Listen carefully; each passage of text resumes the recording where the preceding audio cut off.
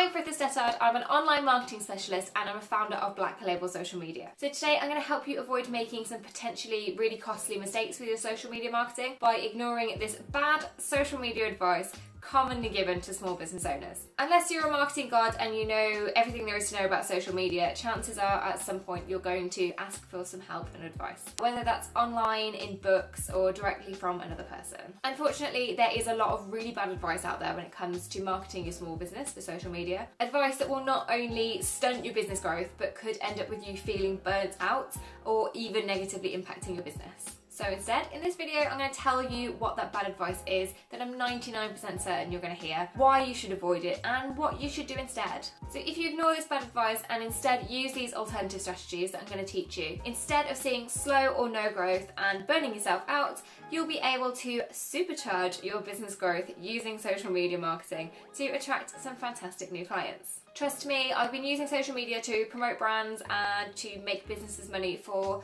over 10 years now. So I've tried all of these dodgy strategies, I've implemented all of the misguided advice, and I've made all of the mistakes and then had to fix them. So you don't have to.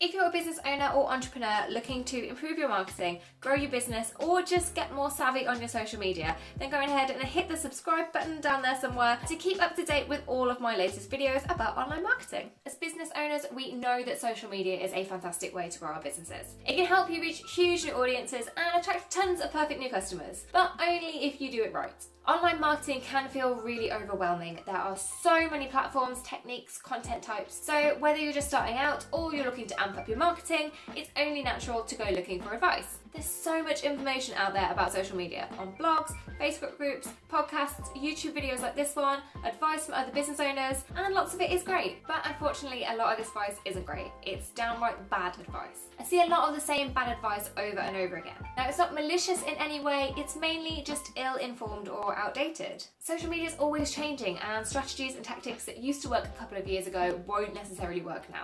So here are 4 of the top pieces of bad social media advice I see regularly, and what you should be doing instead. The first piece of bad advice is be everywhere. This comes from the idea that you can be top of mind for potential customers by being in front of them all the time. And from that stems this notion that you should be on every single social media channel. Now, this can work well, but pretty much only if you're a big company with a dedicated social media staff and or a huge online marketing budget. Being on every social media channel means creating a hell of a lot of content, and that requires a huge commitment of time and effort. That's not even taking into account the time and brain power required to learn how to use all of these different social media channels in the first place.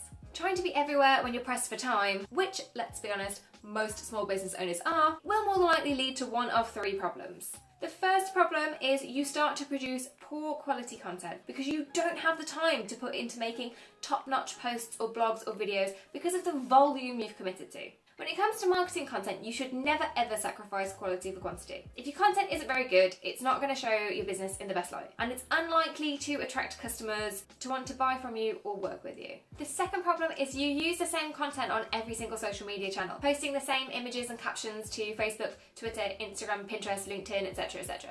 Now, there isn't anything wrong with repurposing content. This video will turn into Facebook posts, a podcast episode, and more. But different social networks and their audiences require different types and formats of content to perform as well as they can. Using the same content everywhere isn't optimizing your message, and if you have an audience that follows you across multiple channels, they could get bored and turned off by your repetitive content. And the third thing that can happen is you'll burn out from overwhelm and stop posting entirely. This has happened to me before. When I started my own business, I wanted to be everywhere, but creating unique, valuable content for every single social media channel was completely overwhelming. There was so much to do, it took up too much time, because unfortunately creating my own social content, fun as it is, doesn't pay the bills, but working with clients does. And the more I fell behind in this own self-imposed content sweatshop, the more stressed I felt and the less creative I became. So I actually ended up having to take a complete break from a couple of platforms. So the danger here is that you end up disappearing from view when you burn out and you stop posting. Plus, the overwhelm leads to stress and you're not producing your best work, both for your marketing and in other areas of your business and life. So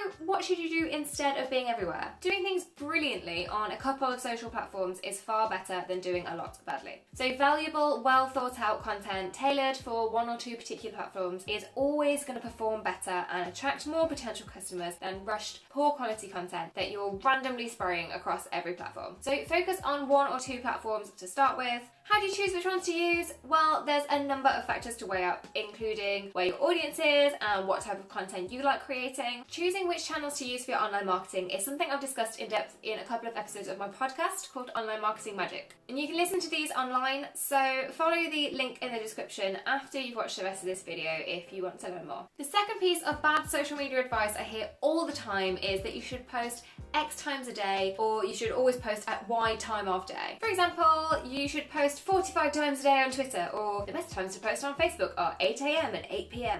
So this is a really common topic for blog posts, and there's countless infographics about it floating around on Pinterest and Twitter. I see them all the time. So these posts gather engagement data from lots of posts and pages and condense the results into some lovely averages and pretty graphs. Now, I'm not completely poo-pooing this type of research because it can give you an idea of when to post. And if you're starting from scratch and you haven't used online marketing for business before, it can help with a jumping off point for your social media schedule. The problem with averages though is that there are always outliers that fall nowhere near the mean or the median, and your business could be one of these.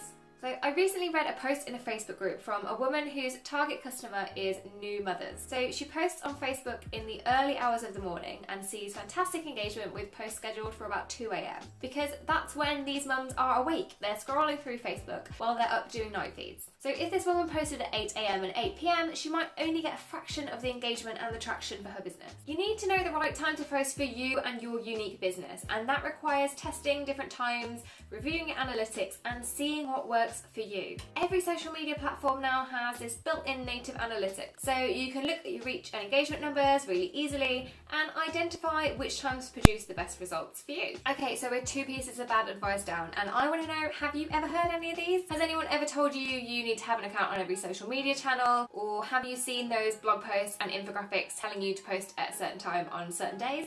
Did you take that advice or did you ignore it? Let me know in a comment.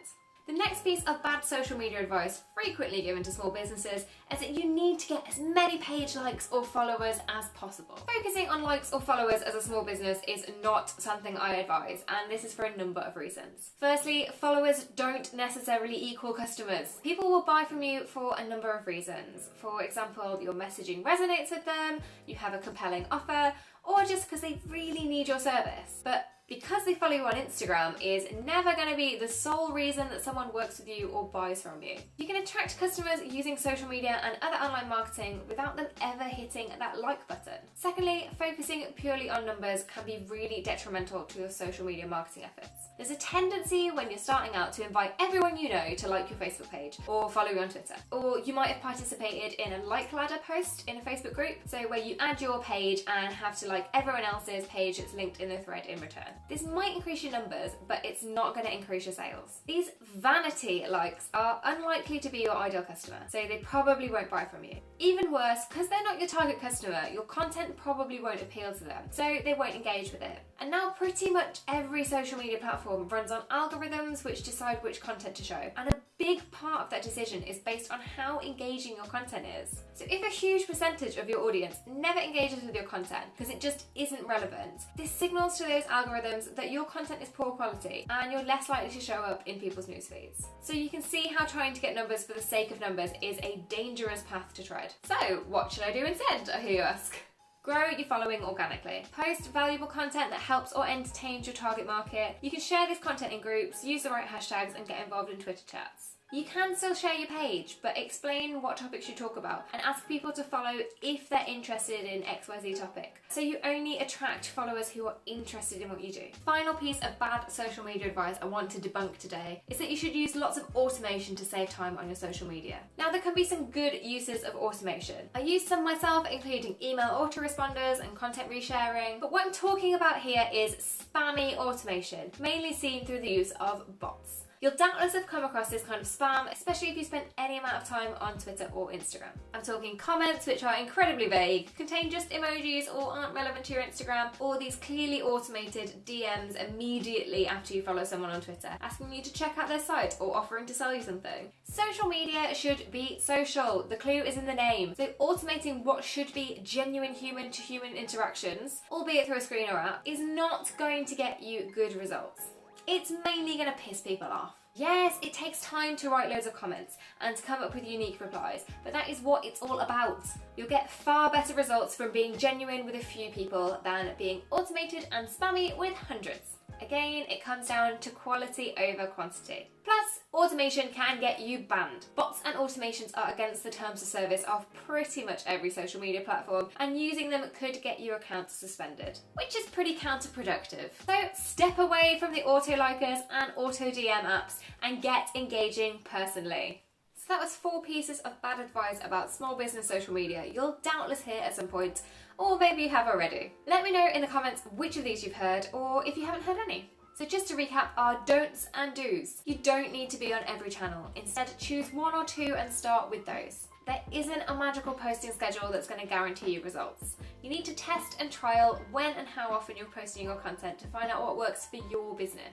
Don't be desperate for likes. It's quality over quantity when it comes to followers. Know your target audience and produce great content for them, and your following will grow organically. And finally, don't go in for spammy automation. Keep it real. Be genuine and be live. Your potential customers can't build a relationship with a robot. I really hope you've enjoyed this video and found it useful. If you've learned something today, please give this video a thumbs up. And for more advice about growing a small business using online marketing, hit the subscribe button and bell icon. If you want more social media tips, tricks and advice before the next video, then why not come and join me in my free Facebook group, Small Business Social Media Mastery. It's a friendly place to learn, ask questions and get support from other small business owners. The link is in the description box. So all that remains for me to say is thank you very much for watching, and until next time, goodbye.